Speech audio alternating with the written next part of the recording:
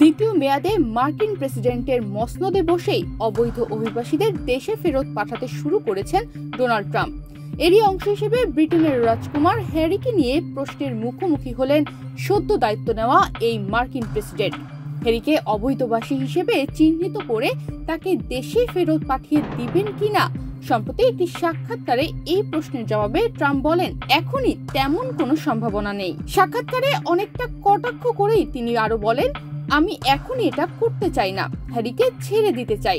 নিজের স্ত্রীকে নিয়ে যথেষ্ট সমস্যায় আছেন তিনি, আর সমস্যা বাড়াতে চাই না। 2020 সালে প্রিন্স হ্যারি ও মেগান মার্কেল ব্রিটেনের রাজপরিবার ছেড়ে আমেরিকায় পাড়ি জমান। তখন থেকেই ক্যালিফোর্নিয়ায় স্থায়ীভাবে থাকতে শুরু করেন তারা। পরে হ্যারির আমেরিকার ভিসার বৈধতা নিয়ে প্রশ্ন উঠেছিল।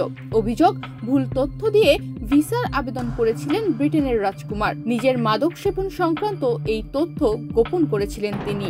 আমেরিকার নির্দিষ্ট কিছু ভিসার আবেদনে অতীতে মাদক সেবনের রেকর্ড আছে কিনা এ বিষয়ে জানতে চাওয়া হয়েছিল হ্যারির কাছে। কেউ যদি মাদক সেবন করে থাকেন তাহলে তার ভিসা বাতিলের রেওয়াজ আমেরিকায় নতুন কিছু নয়।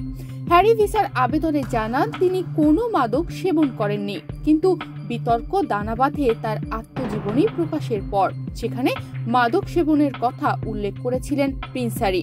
এখন প্রশ্ন, প্রিন্স হ্যারি কি শেষ পর্যন্ত আমেরিকায় ঠাঁই পাবেন, নাকি তাকে আমেরিকা ছাড়া করবেন ডোনাল্ড ট্রাম্প? তনিমা রহমান, বাংলাদেশ প্রতিদিন।